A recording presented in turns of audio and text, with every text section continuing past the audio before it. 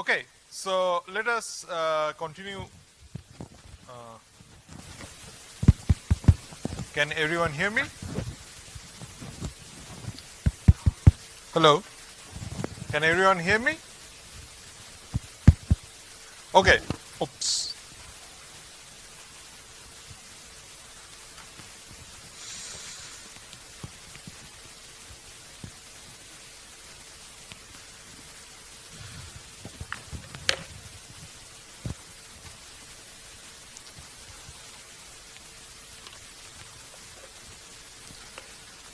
So I hope all of you can hear me.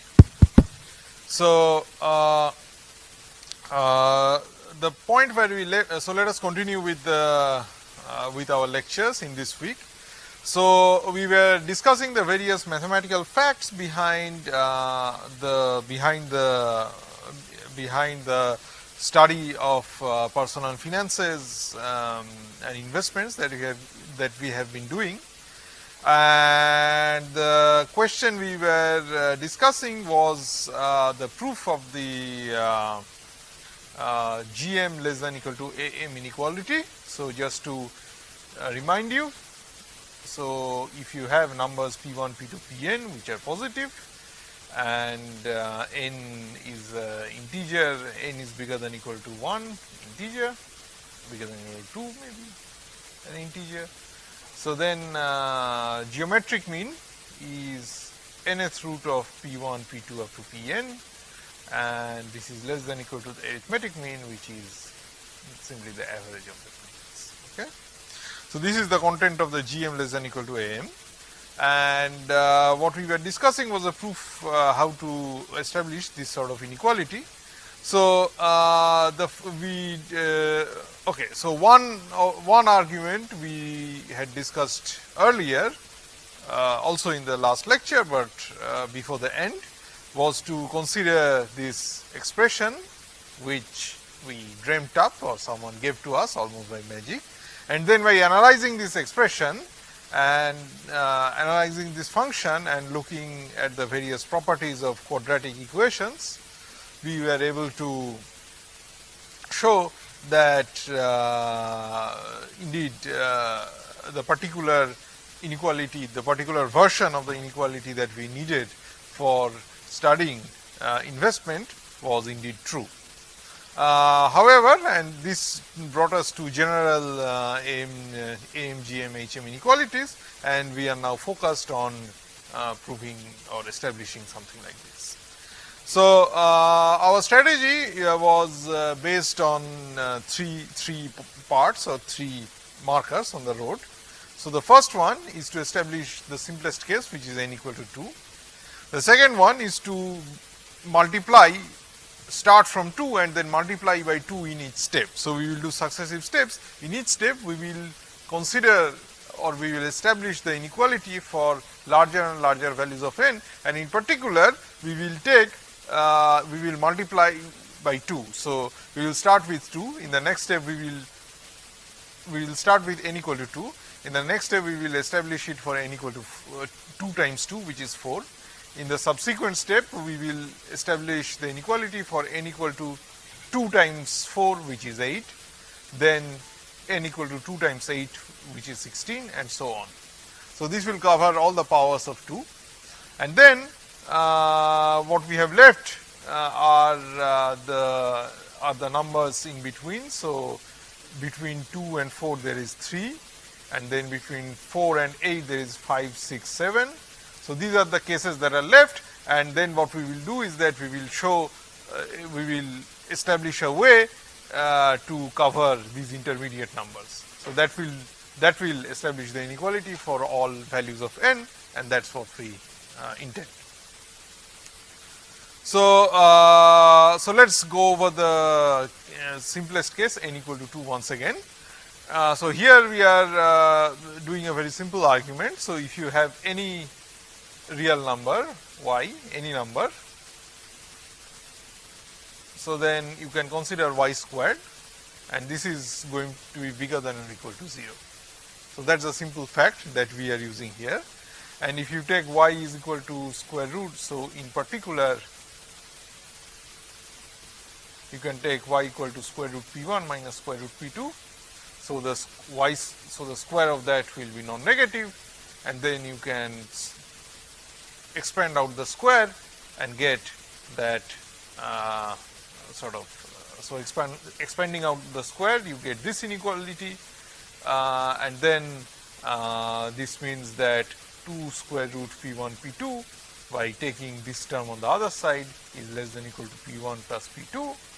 So now you can transpose the 2 here and get that the square root p1 p2 is less than p1 plus p2 over 2. So GM, this is exactly the geometric mean of p1 p2, and this is exactly the arithmetic mean of p1 and p2. So indeed we have our inequality for the simplest case n equal to 2.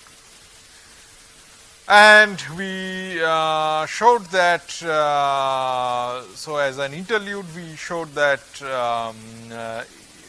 GM less than equal to H, if you have the inequality GM less than equal to AM, then you can deal with the other part of the inequality, which is HM is less than equal to GM, by applying the GM AM inequality with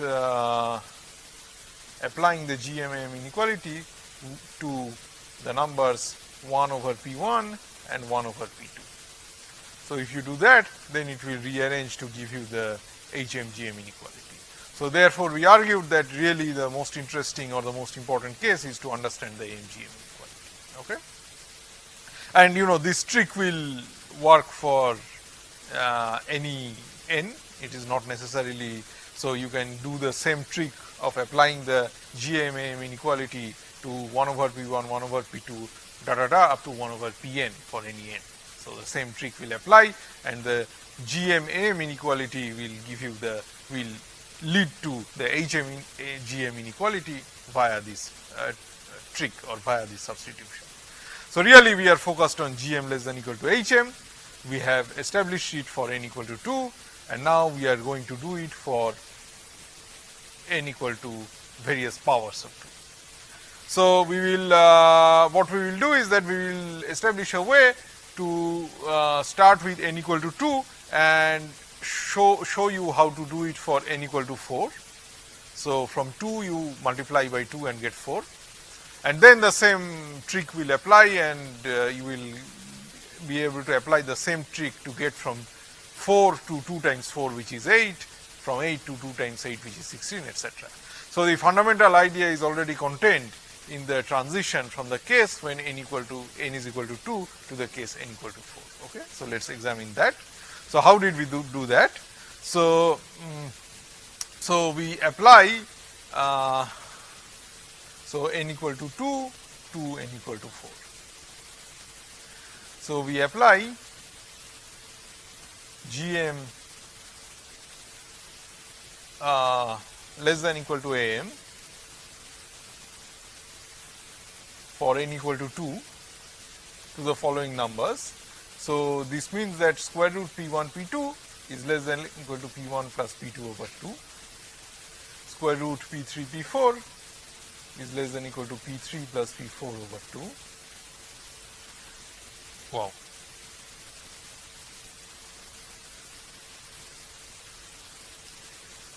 So this would mean that if you have square root of square root P1 P2 times square root P3 P4, you can apply the GM-AM inequality to both of these two quantities and get the first step of this inequality. So remember that originally we had the square root, so here also we have the same square root, so we carry it forward to the next step. But to the inside quantities, this and this, we have applied the GM-AM inequality from here. Okay. So now we apply the GM-AM for n equal to 2 once again, this time to the numbers. So you apply this inequality to the numbers P1 plus P2 over 2 and P3 plus P4 over 2. So if you notice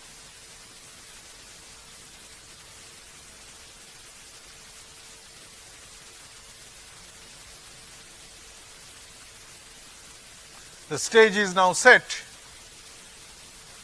If you just focus on this part, the stage is now set for applying the GM less than equal to AM to these two quantities, and this is exactly the statement of the GM-AM inequality applied to these numbers.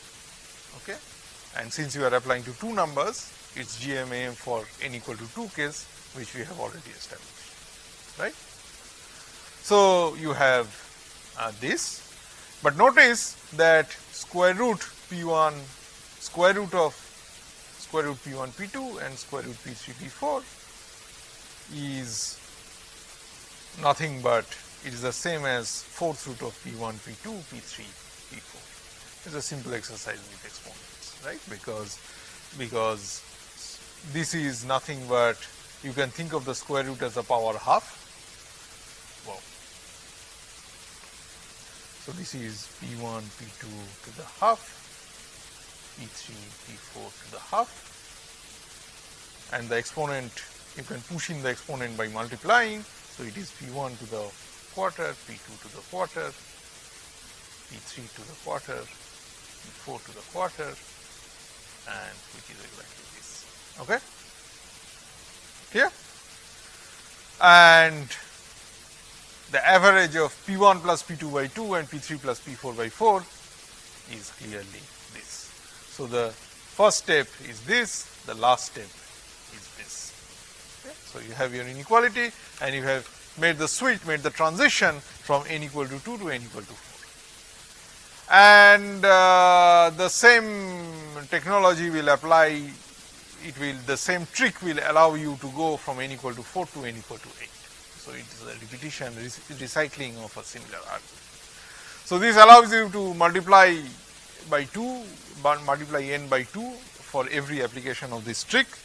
So you started with 2 and got 4 here. You started with n equal to 2 and got n equal to 4 here. So if you start with n equal to 2 and apply this trick, you will get n equal to 2 times 4, which is 8. And from 8 you will be able to multiply n by 2 and go to 16 and so on. So you will get all powers of 2. So 2, 4, 8, 16, etc. These are the powers of 2. So using this trick, you will be able to prove the GM less than equal to AM inequality for all powers of 2. So this leaves us with the only remaining task of establishing the inequality for n which are not powers of 2. We have established it for all powers of 2. So, but powers of 2 are well separated. So 2, then you skip 3 and get 4, then you skip 5, 6 and 7 and get 8 and so on. So you have to now go back and fill up the gaps and establish this inequality for the things which you have skipped. So you have to prove it for n equal to 3, you have to prove it for 5, 6 and 7 and so on. So how do you do that? So again, so it will be by a trick, and this trick I will show you the sort of the version of the trick which takes you from, if you have from n equal to 4 to n equal to 3.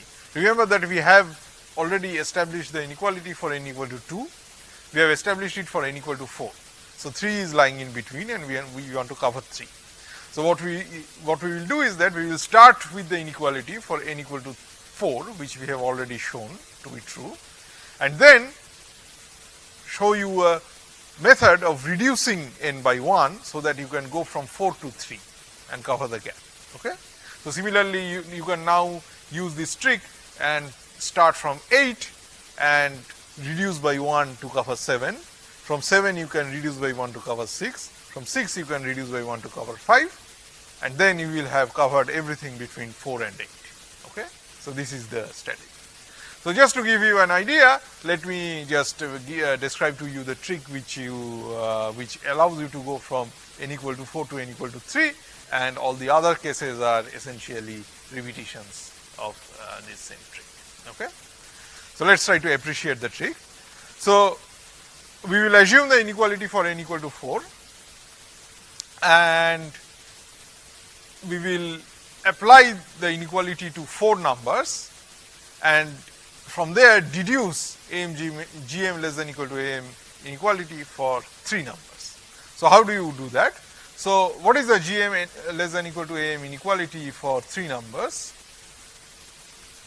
So, this is P1 plus P1 times P2 times P3 cube root is less than equal to P1 plus P2 plus P3 over 3. Okay? So, this is what we want to show. Question mark because we haven't yet shown it, we want to show it.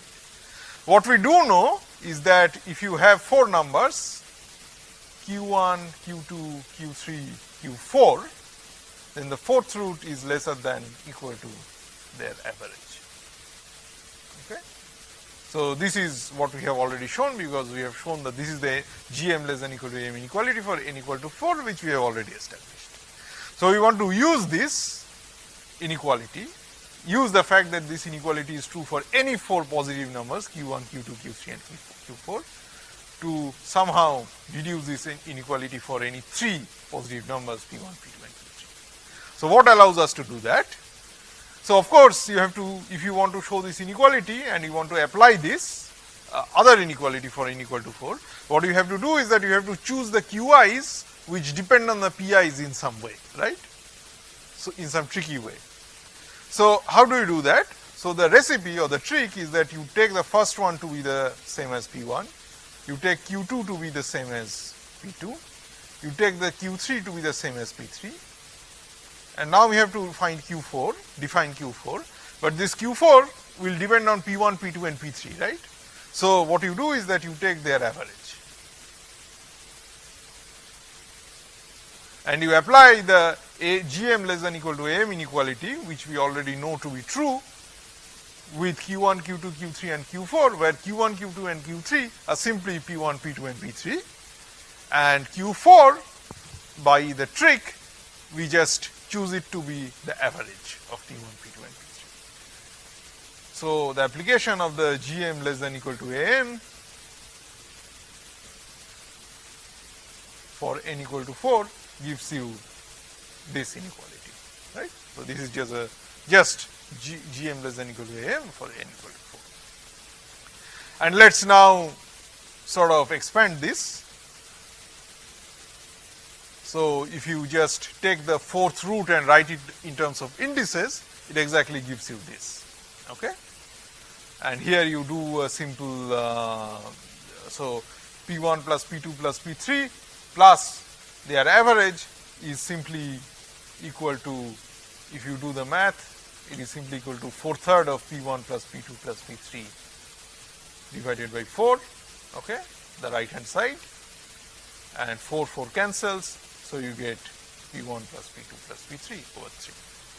Similarly, you can take the 4th root to be the power 1 by 4 and you can simplify and push the index in and you will get something like this. It's a simple calculation involving indices.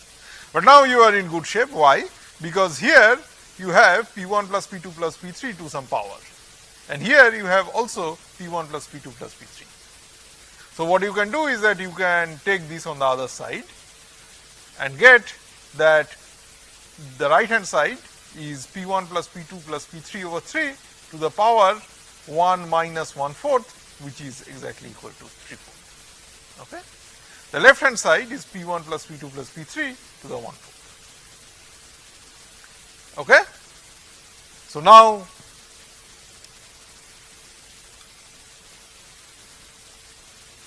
let me clear this a bit. So far so good. Okay. So, let us now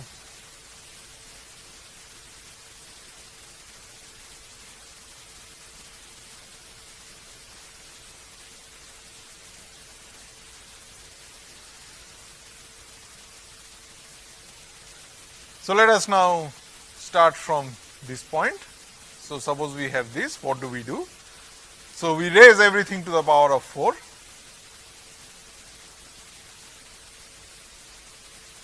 So, this 4 cancels, okay, and take the cube root.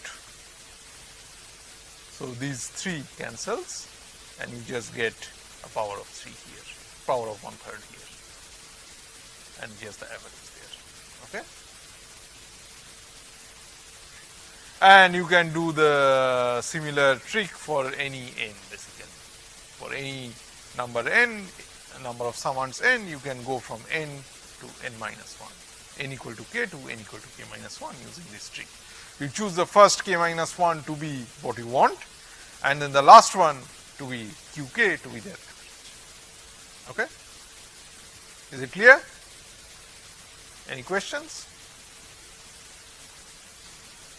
Okay. So let us continue with some math facts. So let us discuss arithmetic progressions. So what is an arithmetic progression? So an arithmetic progression is a bunch of numbers. It is a sequence of numbers where every two consecutive numbers, every two successive numbers, they are separated by the same amount. So if you plot these numbers on the line, they will look like exactly a grid. So this difference is d. So you start with a, then the next one is a plus d, then the next one is a plus 2d, so this is another d, the next one is a plus 3d, so this is another d, and so on. So you just keep jumping by d. Okay. So the number a, which is the first one, is called the first term, and the number d, which is the amount by which you jump to get the successive numbers, is called the common difference. Okay. So for example, 100, 105, 110, 115, etc. So here 100 is the first term, and you always jump by 5, so 5 is the common difference. Okay. So what is an arithmetic series? So we are often interested in taking the sum of the first n terms of an arithmetic progression. So in other words, we are interested in considering the numbers a plus d, a plus 2d, etc. up to a plus nd, and we are interested in calculating their sum. Okay. So this is called an arithmetic series. Okay, just a name. So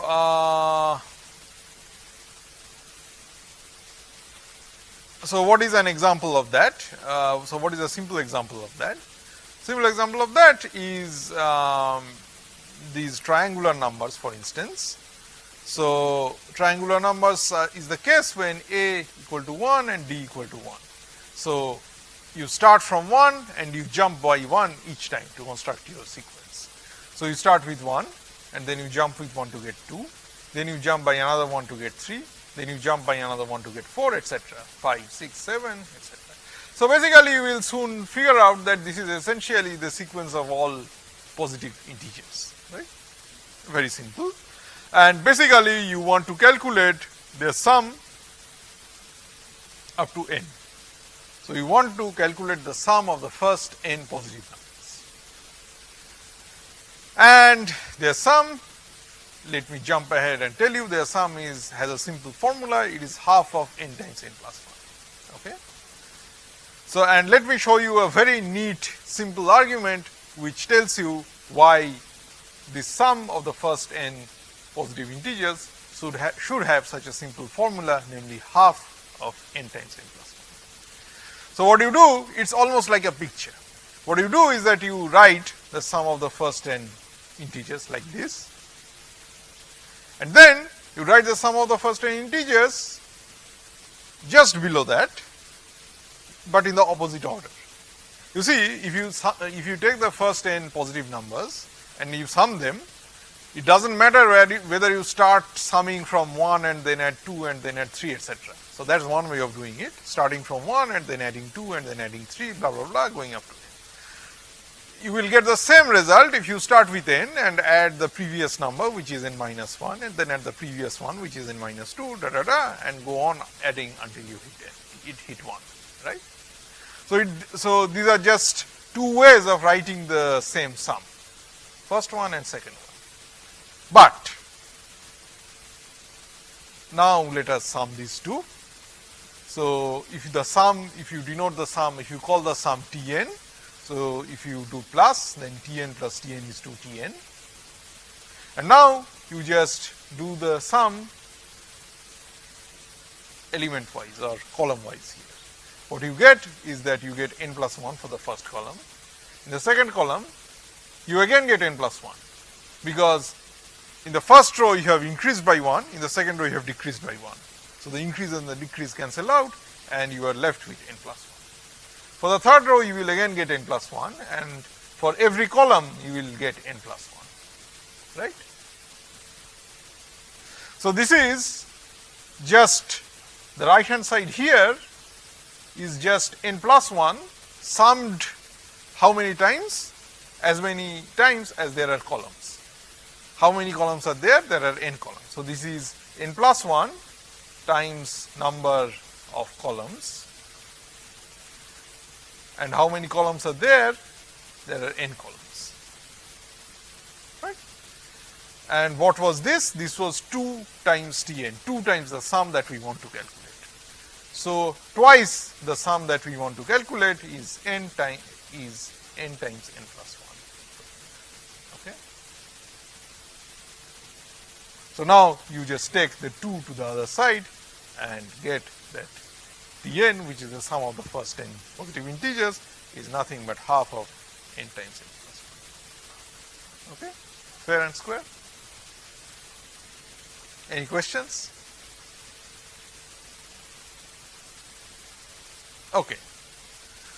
So, let us now go on. So, who is this trick due to essentially? So, this trick is due to the famous mathematician and scientist Gauss. So, this is so Gauss lived in the he lived several centuries ago, and he was essentially a genius, and he was a student he was a sort of a very young student when he was so at that time no one knew about this trick. So, no one knew how to do this kind of sum. So, he was given this problem, and it was assumed that it will keep him busy for a long time, but he came up with the answer very soon, very fast. And then everyone asked him, how could you do this? And then he showed them this trick. So, in a way Gauss is the one, he is the genius who dreamt up this trick, okay, who came up with this point.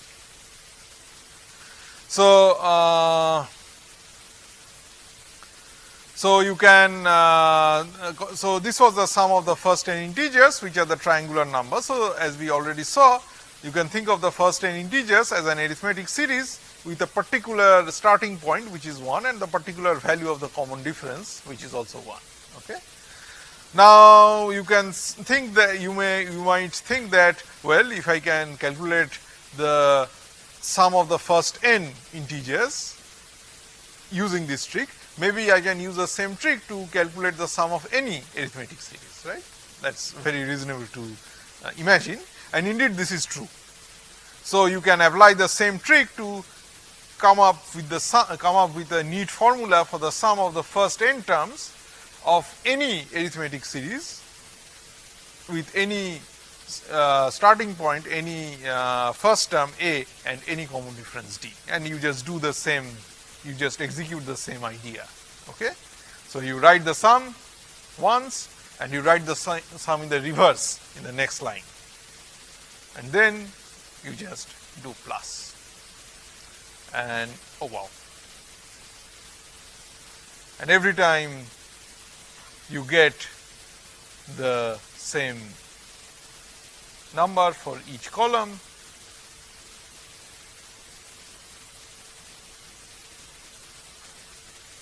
and then you just divide throughout by 2 and get this formula. Okay. Any questions? So, this is just another exercise using the same trick, but the basic trick we have already seen in the previous slide. Okay.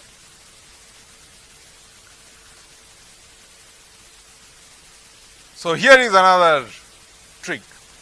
Now, you are asked to calculate the sum of the first n, you are asked to calculate the sum of the first n odd numbers. So if you start with the first term 1, and if you start and your common difference is 2, then if you start with the term 1, first term 1, and your common difference is 1, then you get the first n integers. If you start with the so you get the positive integers. If you start with the first term as 1 and take the common difference as 2, that means you are jumping over 2, 4, etc. So you are jumping over exactly all the even numbers, and as a result you get 1, 3, 5, 7, 9, etc. So you get all the odd numbers. This is the sum of the first. So this is the sum of the first n odd numbers, and how to. So again, you can use this formula with a equal to 1 and d equal to 2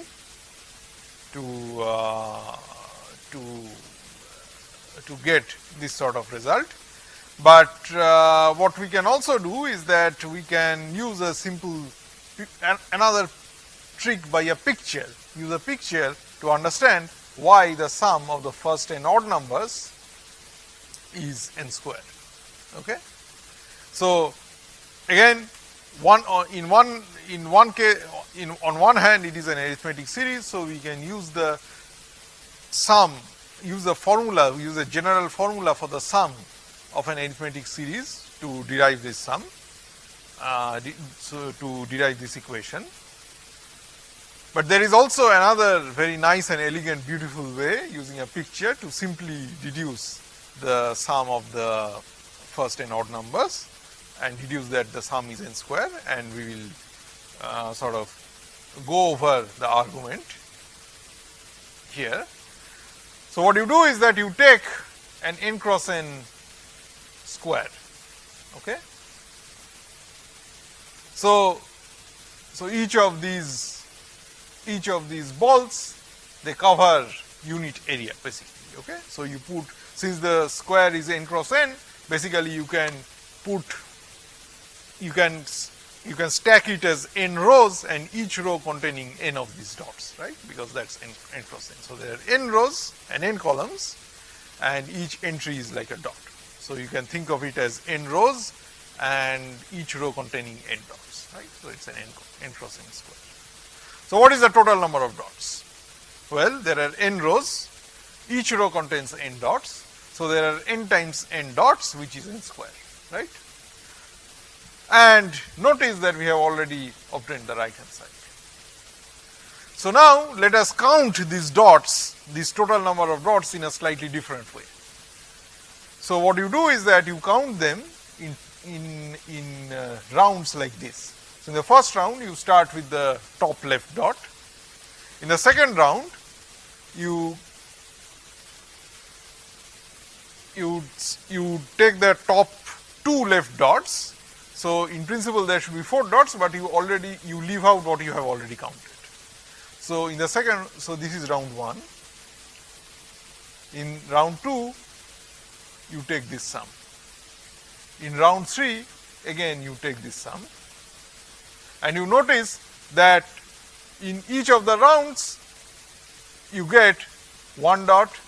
In the second round you get 3 dots, in the third round you get 5 dots, etc., which are exactly terms of this series. So in the end, in the final round, you will get 2n minus 1 dots if you if you progress along this formula, and by counting the total number of dots in this way, you will get 1 plus 3 plus 5, etc., plus up to 2n minus 1, which are the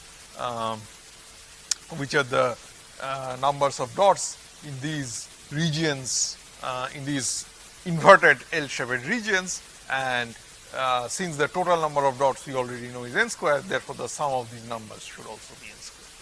So this is another neat trick which allows you to do this kind of summation.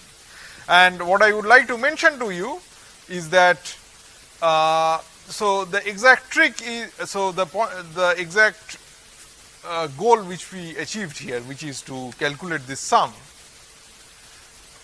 is in some sense it is less important than the method.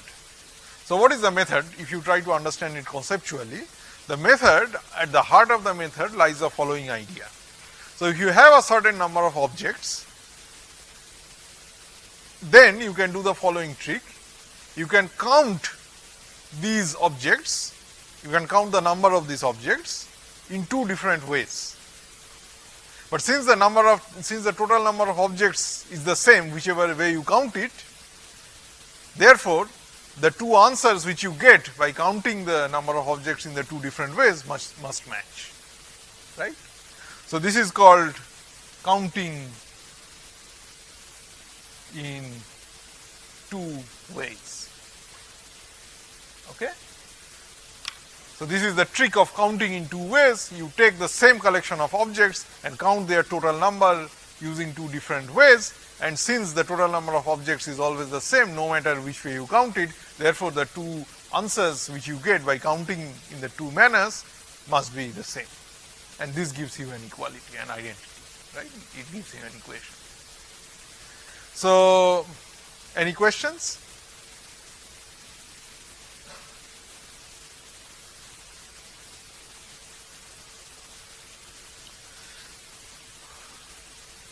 So, let us do another example. So, you draw n lines in the plane, they will form a number of mutually non-overlapping regions in the plane. What is the maximum number of such regions which can be formed? So, let me just so let us just take a, so what is going on? So, you have one line, you have two lines, then you have third line, then you have a fourth line, etc. So, if you draw the line so that you get the maximum possible number of regions, then how many regions can you get at the most? Okay. So, with one line, so let us take the simplest case. So, you have two lines and suppose you want to add a third line. Now, if you want to maximize the number of regions, you must ensure that the third line intersects the two existing lines in two different places. Okay. So, the third line is divided into three new segments, and each of these segments, if you think of it, so after two lines, how many regions were there? So, there was this region, there was that region, there was this region, and there was this fourth region, right. So, there were four regions. So, now after you have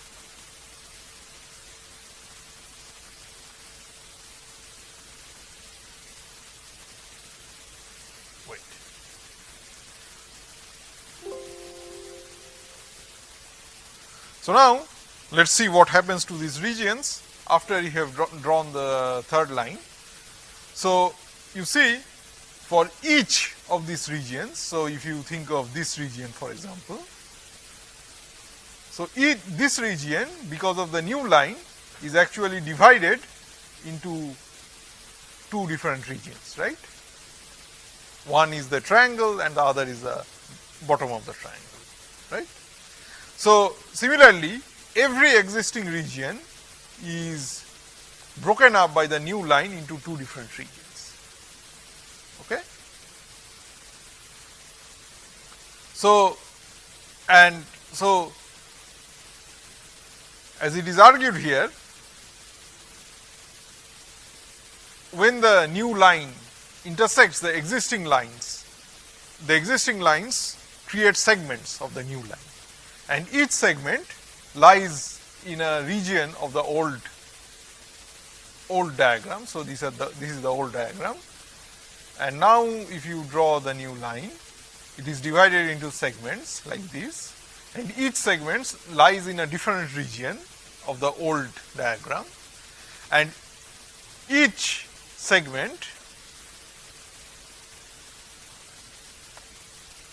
just a moment, each segment lies in a different part of the old diagram, different segment of the old diagram, and or a different region of the old diagram, and each segment divides the region in which it lies into two new parts, right. So, previously you had one region here. Because of the segment of the new line, you have now two parts, right. So, from 1 you have gone to 2, and this is true for every region of the old diagram which is intersected by the new line, right. So, since the number of segments of the new line, each segment of the new line gives rise to an additional region with respect to the old diagram. So, the number of additional regions should be equal to the number of segments which you have in the new line. So, here for example, the new line is divided into 3 segments, and each segment is contributing to dividing an old region into an extra region. So, the total number of segments of the new line is 3. So, there should be 3 additional regions, and this is true generally. So, if you have n minus 1 lines already drawn dividing the plane, and if you add the nth line, it is divided into at most n segments by the existing lines, and each segment of the new line dissects an old region to give rise to one extra new region, right. So, the total number of extra new regions is equal to the total number of segments into which the new line is divided, which in the general case will be n if you are adding the nth line.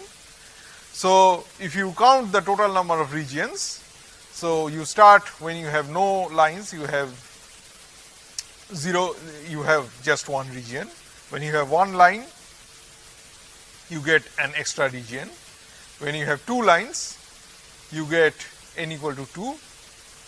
So, when you have 2 lines and you go from 2 to 3, you get 2 extra regions, right. This is 3 minus 1 equal to 2. So, this is n equal to 3. Then when you add another line, when you add the 4th line, so this is the 4th line. So for the nth line, you have n minus 1 segments, so n minus 1 new regions. So for the 4th line, you will have, if n equal to 4, then n minus 1 is equal to 4 minus 1, which is 3. So for the 4th line, you will have n minus 1, which is 4 minus 1, or 3 new regions.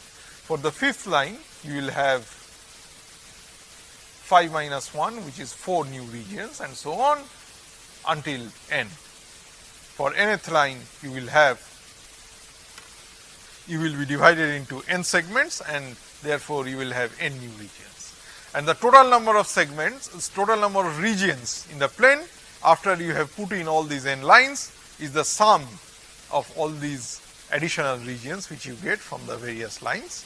And then again you can see that it is just a geometric series plus an additional term in the beginning, that is 1, which is from the 0th, which is when you had no lines.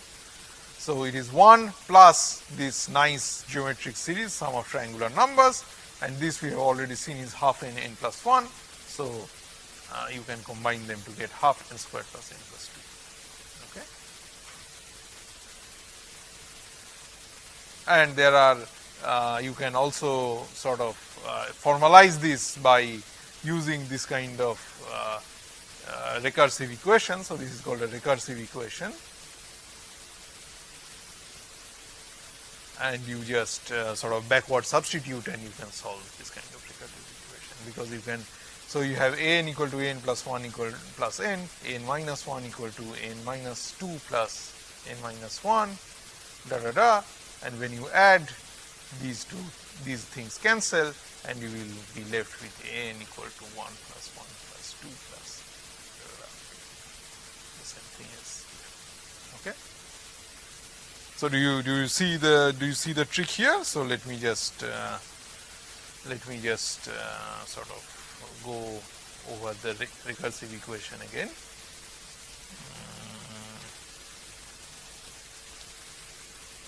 So you have an equal to an plus 1 plus an minus 1 plus n. You can apply the same equation to n minus 1 instead of n and get n minus 1 equal to n minus 2 plus n minus 1, n minus 2 equal to n minus 3 plus n minus 2, n minus 3 equal to n minus 4, and so on, right? So you get something like this, and then when you sum all these things, you see that here you get n plus n minus 1 plus n minus 2 plus da da da. Here you get cancellations like this diagonally, and there you get n. Okay, and then at the end you have to sort of adjust, because when you have 0 lines you still have, when you have no lines you still have one region. So that's another sort of, this kind of backward substitution gives you another way of calculating this sort of sum. Okay. So this was all. Any questions? So this was all we had about arithmetic series and arithmetic progressions. So we will take a 5-minute break now, and after we reconvene we will discuss about geometric progressions.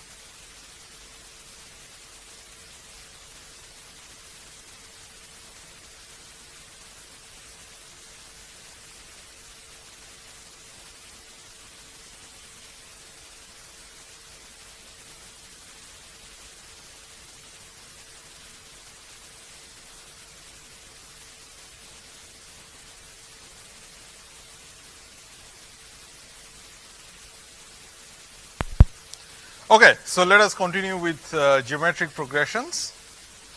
So here is a geometric progression. So we have seen already what an arithmetic progression is. So you start in arithmetic progression, you start from a number and then you go by equal jumps, okay, which are you add equal jumps. In geometric progression, what you do is that you start from a number and then you multiply equal jumps. So in AP, in arithmetic progression, you add equal jumps. In geometric progression, you multiply as opposed to add equal jumps. This common, so the initial term is the first term and the common value of the jump which you multiply at every stage in a geometric progression is called the common ratio. And R for ratio, so you denote the ratio by R. Okay. So what is a geometric series? It is a sum of this form. Okay. It is a sum of the first n plus 1 terms of the geometric progression. Okay. So in the in our discussion on mortgages and interest rates, we have used a simplified formula for this kind of sum. So let's see why this is true. So and indeed this is a geometric series, as you can see, because this is a geometric series with a equal to 1. If you compare with this, it's a geometric series with a equal to 1 and r equal to x. Okay. So indeed this should follow from as a special case of a general formula for sum of geometric series like this. So how do you sum a geometric series like this? So as we saw, when we sum an arithmetic series, we used a neat trick of writing the sum in the reverse way and then adding up the two rows, right? So in the for summing a geometric series also we will use a neat trick. So what is this? So we will write the sum of the first n plus 1 terms of a geometric series as Sn. Then we will also write an expression for r times Sn. So if you take r times Sn, and the reason will become clear in a moment, if you take r times Sn, you just multiply each term by r. R into R into R and so on, right? So you get this. So now what you do is that you consider r times Sn, so second row minus first row. So r times Sn minus n. So what do you do? So here you get AR minus R. For the next one you get, so what will happen is that since you are subtracting it, so you will get, so this will cancel with this, AR square will cancel with AR square, AR cubed in the second row will cancel with AR cubed in the first row, and so on. So you will get a contribution of minus a from this term and just AR to the plus AR to the n plus 1 for the last term. Everything else will just cancel diagonally. Okay. So r times Sn minus Sn is a times r to the n plus 1 minus a. Clear? Is the trick clear? Everyone is on the same page? So now, but this is nothing but r times r minus 1 times Sn. So you can simplify this, you can divide throughout by r minus 1 and write this as a times r to the n plus 1 minus 1 divided by r minus 1. So notice that in order to do this division by r minus 1 cannot be equal to 0. So r cannot be equal to 1. So this formula covers all cases except the case that r is equal to 1, right? Because for r equal to 1 you cannot do the division by r minus 1 because you cannot do division by 0, you are not allowed to do. So, but if you look at the sum, of the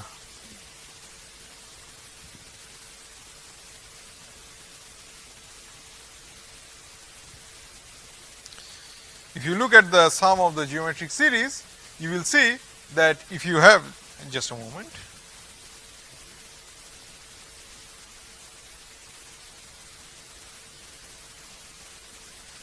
if you have r equal to 1, then you are in a very simple situation, because then if you have r equal to 1, then Sn is simply a plus a plus a plus da da da up to a n plus 1 times, right? Because you just put r equal to 1 here and you see. So if you sum a n plus 1 times, you just get n plus 1 times, very simple. Okay? So the case r equal to 1 is actually much simpler, and when r not equal to 1, you can use this trick and use this formula. Okay? Any questions?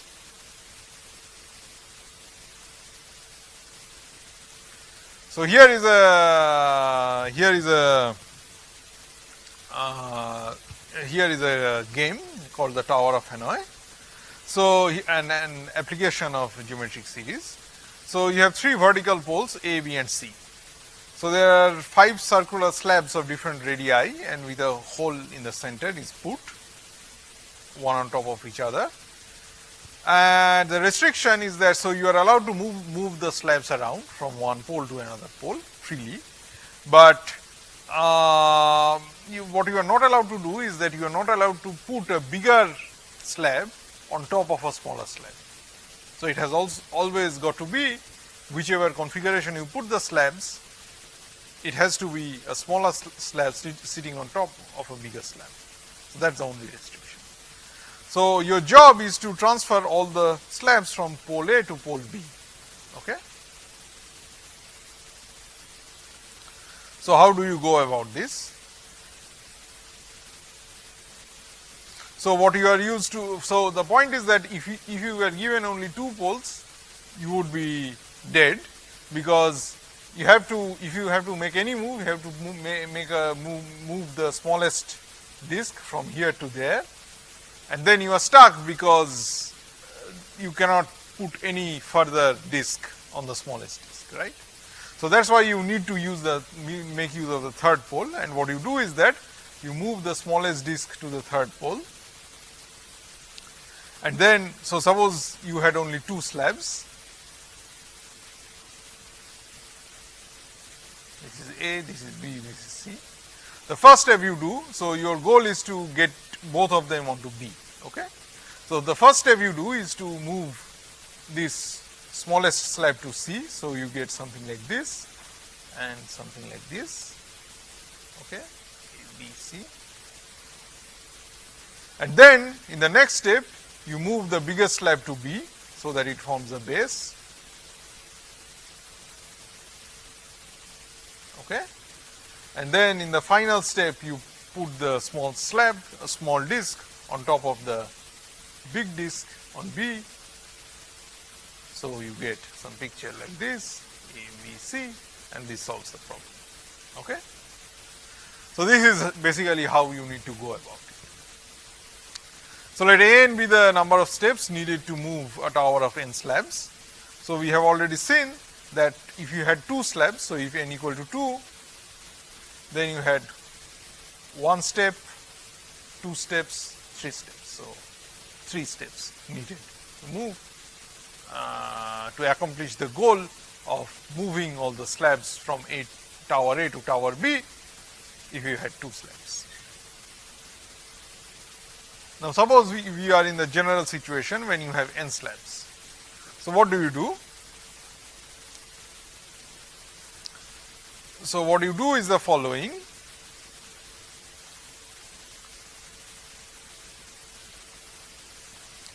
So what you do is the following. You first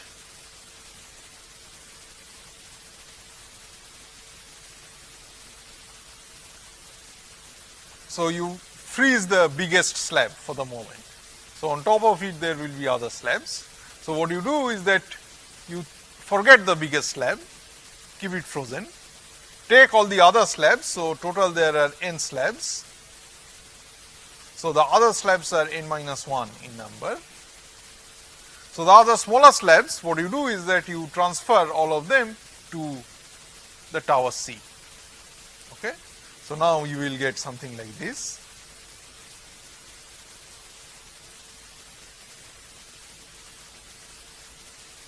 So, this is n minus 1 and this is just 1. Okay. A, B, C. Now, you move the biggest slab from A to B. So,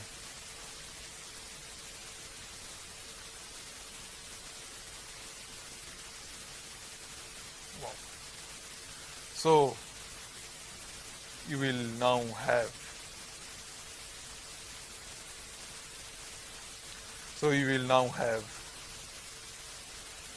the biggest slab here. Okay. And now you again move all the slabs, all the n minus 1 slabs from here to the top of the biggest slab. So imagine that if you have n slabs, you need n ways, you need n steps to move them. So A2 is 3, for example, because if you had 2 slabs, you needed 3 steps to move them. So how do we calculate an? If you have an, then what did we do? We took the top n minus 1 and moved them to towers, to a particular tower, tower C. So that took n minus 1 steps. Then in one step we moved the biggest one to tower B, so that took 1 step. And then we moved all the n minus 1 to the top of the biggest one in tower B. So that will take another n minus 1 step, right? So this is an equal to 1 plus 2 an minus 1, which is exactly this equation. Okay. So let us try to solve this. So suppose, so in our case we had 5 disks. So what do we do? So n equal to 5. So A5 is 1 plus twice A4 using this equation. But now you can use this equation on A4. So this is A4 is 1 plus 2A3. So you can multiply everything out and get 1 plus 2 plus 2 squared times A3. Okay. But A3, no one stops us from applying this equation again to A3. So A3 is 1 plus 2A2 from here. So you substitute that and you get 1 plus 2 squared plus 2 cubed A2, multiplying everything out. And da da da. So in the end you just get the sum of the geometric series with starting term 1 and common difference 2, common ratio 2. Okay. And using the formula for geometric series that we have already learned, we just sub A equal to 1 and R equal to 2 and get 31. Okay. And you can use this kind of idea to deal with A in general. Okay. Any questions? Okay. So let us discuss a bit about linear and exponential growth. So linear growth is much faster than exponential growth. So this is something we have seen. And you can take this example. So, you know, something is growing linearly versus something is, so linear growth is like an arithmetic progression, exponential growth is like a geometric progression, and you can clearly see that if something is growing by factors of 2 every year, then, or every point of time, then after 64 points of time, you will get a factor of roughly 2 to the 64, which is huge. So this was, and you know, the easiest way to compare linear and exponential growth is to draw a line. So linear growth is something like this, whereas exponential growth, if you start from the same base point, is something like this. Okay. So this is similar to a picture that we have seen in our investment examples. So what are important classes of exponential functions? So one important class of exponential function that we have seen, already seen in the geometric context of the Tower of Hanoi, is a power 2 to the n, is the function 2 to the n. So here n is varying and we are considering 2 to the n as a function of n. So it is 2 multiplied with itself n times, okay. So it's an exponential function with the variable n. In general, you can consider a to the power of n for any fixed real number, and so here we need n to be an integer, but in general in calculus you can think of powers when the power is not necessarily an integer power but just some real power. So how do you do that? So you do that basically by using this function e to the x, which is exponential function. So e is some fixed positive number, and you can express any a to the x as essentially as e to the x log a, and e to the x is defined for any power because any x, because e to the x it has a formula in terms of a series, okay, cubed by 3 factorial plus so on. So e to the x, in a nutshell, to summarize, to give you an idea, if you take the function e, then there is a series expansion by which you can calculate e to the power of x for any real number x, and for any real numbers a and x, a is positive, a to the x is related to e to the x by this simple relation that a to the x is e to the x log a, okay. So that's how you can define the general power for any real number, any real power. And the important properties of the exponential function is that for any a and any x and y, the product of a to the x and a to the y is a to the x plus y, and a to the x raised to the power y is a to the x times y. Okay, so this we already used a little bit in our discussion on the AMGM inequality. Okay, in the proof of the AMGM inequalities. And for those who are fond of calculus, the derivative of e to the x is e to the x. So d dx of e to the x is e to the x. Okay. So this was about the exponential function. So what is the inverse of the exponential function? So remember that any exponential function is, for a bigger than 1, is strictly increasing. Okay. So if your function is strictly increasing, you can think of its inverse. So the inverse function of an exponential function is the logarithm. So if you consider exponential function with base 10, so powers of 10, then the inverse function is log base 10. If you think of powers of 2, which is the first example that we considered, then the inverse of that is log base 2. So similarly, since e is bigger than 1, so e is 2.71828, etc. So since e is bigger than 1, so the function e to the x is increasing like this. So since it's an increasing function, you can consider its inverse. So the inverse of e to the x is called the natural logarithm, and it is denoted by ln x, which is basically log to the base ex. So the base is so the base of the inverse function, the base of the logarithm is the number whose powers you are taking. So it's a simple relation. So so to summarize, if you consider e to the x, it's an increasing function, so you can consider its inverse. The inverse of e to the x is called the natural logarithm, and it's simply log base e of x, and it's also denoted by ln x. Okay, and here are some simple relations which are kind of dual to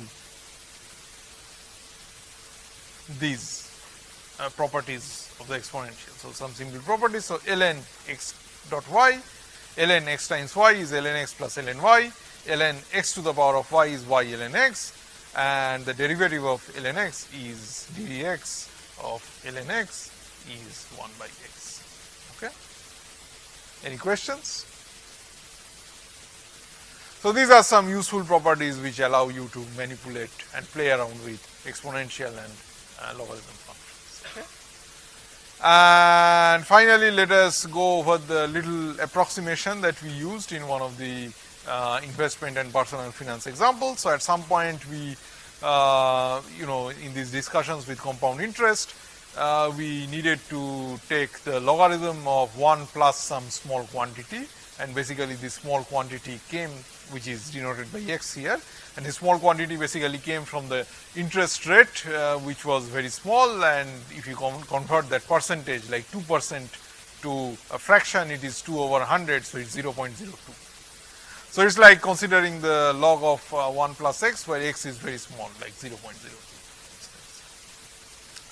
So, basically what happens is that using calculus, you can find an expansion for log of 1 plus x, ln of 1 plus x, when x is small.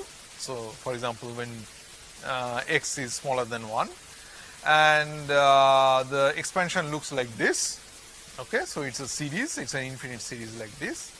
So, if x is very, very small, then the other powers, the higher powers are super small. So, really if you want to calculate ln 1 plus x up to, let us say, the first few places of decimal, often it suffices to just consider the first term in this expansion, which is just x. So, that is the whole idea. Okay. So, any questions? Okay. So, if there are no questions, let us call it quits for today, and let us meet next week and have a good weekend.